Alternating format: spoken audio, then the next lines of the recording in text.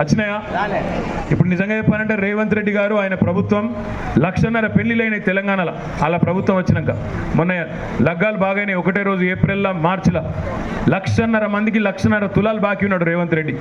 మా ఆడబిడ్డలకు నెలకు 4,000 రూపాయలు అన్నాడు ముసలోళ్లకు, వాళ్లకు నెలకు ఇప్పటికీ 5 నెలలు 20,000 బాకీ ఉన్నాడు.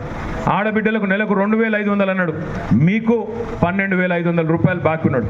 ఈ మాట ఎందుకంటున్నా అంటే ఓట్లు వేయించుకునేటప్పుడేమో ఒక తీరుగా, ఓట్లు అయిపోయినాక ఇంకో తీరుగా అంటే ఇది పద్ధతి కాదు.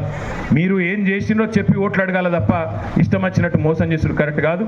నేను మీ అందరికీ దయచేసి దండం పెట్టి చెప్పేది ఒకటే, మీ అందరికీ నాకెంత బాధ ఉందో మన గవర్నమెంట్ పోయిందని. నేను నిన్న హైదరాబాద్లో తిరిగిన రాత్రి అంతా, అక్కడ కూడా అడిగిన కేసీఆర్ గవర్నమెంట్ ఉన్నప్పుడు బాగుండనా లేదా అని. నేను మిమ్మల్ని కూడా ఒకటే అడుగుతున్నా, బలవంతం ఏం లేదు. కేసీఆర్ ఉన్నప్పుడు బాగుండే అనుకునేటోళ్ళు ఒక్కసారి చేయలేవట్టు, బలవంతం ఏం లేదు. కేసీఆర్ ఉన్నప్పుడు బాగుండే అనుకునేటోళ్ళు చేయలేవట్టు అంతే పక్కానా? మరి బాగుండే అనుకుంటోళ్ళకి నేను ఒకటే విజ్ఞప్తి చేస్తున్నా, కేసీఆర్ ఉన్నప్పుడు బాగుండే అనుకుంటే దయచేసి నేను మిమ్మల్ని కోరేది ఏంటంటే ఒకటి, మళ్ళీ మనం కేసీఆర్ గారు ఆయన ఎజెండా అమలు కావాలంటే, ఆయన బ్రహ్మాండంగా మళ్ళీ మనకు సేవ చేయాలంటే మీరు చేయవలసిందల్లా ఒకటే. మీరు యుద్ధం చేసే అవసరం లేదు, ఎవరిని తిట్టే అవసరం లేదు, ఎవరిని కొట్టే అవసరం లేదు, ఎవరితో పంచాయతీ పెట్టుకునే అవసరం అంతకంటే లేదు. కేవలం 13 మే నాడు ఇప్పుడు మీరు నన్ను ఎమ్మెల్యే గెలిపించారు, నాకు ఒక జోడిదారిని ఈయనరి, నాకు ఎంపీ కూడా జోడిదారి ఈయనరి, కారు గుర్తు కోటేయని. కేసీఆర్ గారికి ఒక 10-12 ఎంపీలు ఈయనరి ఇచ్చినట్టయితే 6 నెలల లోపల మళ్ళీ తిరిగి కేసీఆర్ గారు రాష్ట్రంలో రాజకీయాన్ని శాసించే పరిస్థితి వస్తుంది. మళ్ళీ మంచి రోజులు వస్తాయి, బరాబరి యాది పెట్టుకోండి. రెండో మాట, ఇక్కడ మన పోటీ నాకు తెలిసి అయితే కాంగ్రెస్ పార్టీతో లేదు.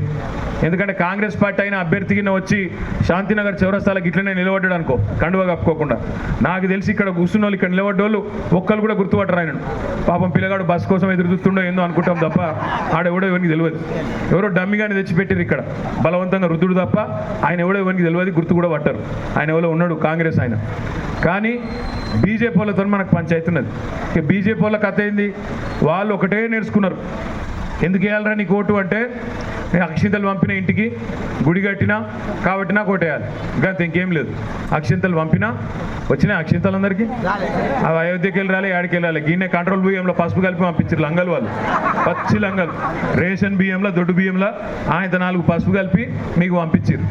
నేనేమంటున్నా అంటే వాళ్ళు కేవలం దేవుడి పేరు మీద బతుకుడు నేర్చుకున్నారు.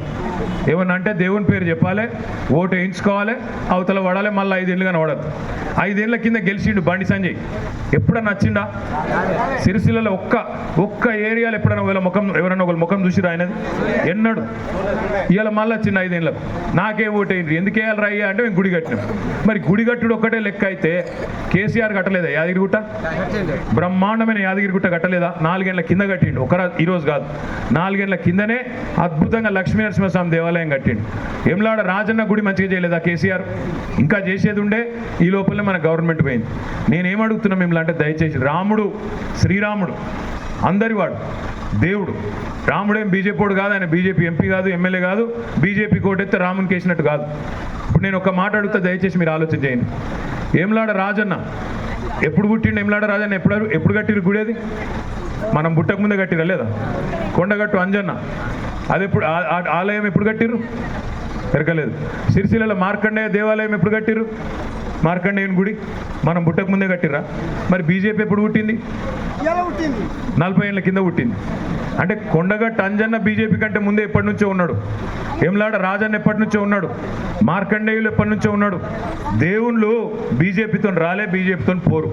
బీజేపీ పార్టీ రేపు ఉన్నా పోయినా, ఓడిపోయినా గెలిచినా, పార్టీ ఖతమైపోయినా బంద్ అయినా దేవునికి ఏం కాదు, దేవుడు మంచిగానే ఉంటాడు, దేవుడు జోరుదారు ఉంటాడు. కానీ వీళ్ళు ఎట్లా మాట్లాడతారంటే, ఇప్పుడు ఇక్కడికి వచ్చిన మా ఆడబిడ్డలు ఉన్నారు, మీ ఇళ్ళల్లో పూజ చేయరా? బతుకమ్మ చేయరా? ఉగాది దసరా చేసుకోరా? పోచమ్మ మైసమ్మ ఎల్లమ్మలు చేసుకోరా? మరి బీజేపీ వచ్చి నేర్పినాకనే మనకు తెలిసింది, అది వరకు తెలియదా మనకు? అంటే వాళ్ళ మాటలు ఎట్లున్నాయంటే లంగ మాటలు, ఇక వాళ్ళు వచ్చి వాళ్ళే దేవుని కాపాడుతున్నంత కథ. దయచేసి నేను దండం పెట్టి చెప్పేది ఒకటే, మీకు ఆలోచించుర్రి. ఎప్పుడన్నా ఇప్పుడు నేను ఎమ్మెల్యేగా నాకు ఇప్పుడు 15 ఏళ్ళ నుంచి మీరు గెలిపిస్తారు, 5 సార్లు గెలిపించారు. ఏం చేసినావా నీకు మళ్ళీ ఎందుకు ఓటేయాలి అంటే నేను చెప్తా, రాను రమ్మ నేను చూపెడతా. ఇక కలెక్టరేట్ నేను తెచ్చిన, ఎస్పీ ఆఫీస్ కట్టించిన, రోడ్లు మంచిగా చేసిన, మోరీలు మంచిగా చేసే ప్రయత్నం చేస్తున్నా, మంచిళ్ళ సౌలత్ మంచిగా చేసిన, గోదావరి గోదావరి నీళ్లు తెచ్చినా, మన పొలగాండ్ల కోసం మెడికల్ కాలేజ్ తెచ్చినా, నర్సింగ్ కాలేజ్ తెచ్చినా, ఇంజనీరింగ్ కాలేజ్ తెచ్చినా, అపారెల్ పార్కు కట్టినా, బతుకమ్మ చీరల ఆర్డర్లు తెప్పించిన, 3,000 కోట్ల రూపాయల పనిచేసిన, కేసీఆర్ గారికి బతిమలాడి బీడీ కార్మికుల పెన్షన్లు, మన పెన్షన్లు పెంచిపించిన, ఇవన్నీ నేను 1 గంట చెప్పగలుగుతా. మరి బీజేపీ కూడా చెప్పన్నా వద్దా, ఏం చేసినావు? మరి 5 ఏళ్ళు 10 ఏళ్ళు ప్రధానమంత్రి కొంటే ఏం చేసినావు అంటే ఒక్క పనినా చెప్పే పరిస్థితి ఉందా? ఒక్క శిలాపలకం చూపెడతారా బండి సంజయ్ది? నాకు మొత్తం సిరిసిల్లలో ఒక్క శిలాపలకం, యోగి పని చేసిండు, 5 రూపాయలు ఖర్చు పెట్టిండు, 5 మందికి సాయం చేసిండు అన్న పరిస్థితి ఎక్కడైనా ఉందా? కేవలం వాళ్ళకి తెలిసింది ఒకటే, దేవుడు. నేను మీ అందరినీ ప్రార్థించేది ఏంటంటే ఇంకొక విషయం కూడా, మా ఆడబిడ్డలు దయచేసి మనసుకు ఎక్కించుకోండి. ఇలా అన్ని పిరమైనవి, పప్పు, ఉప్పు, నూనె, చింతపండు, రోజు తినే పప్పుచారు తిందామంటే కూడా పిరమైన పరిస్థితి. ఎట్లా పిరమైందో ఒక్క మాట నేను చెప్తా, దయచేసి అర్థం చేసుకోండి. 2014లో నరేంద్ర మోడీ ప్రధానమంత్రి అయ్యిండు 10 ఏళ్ల కిందట.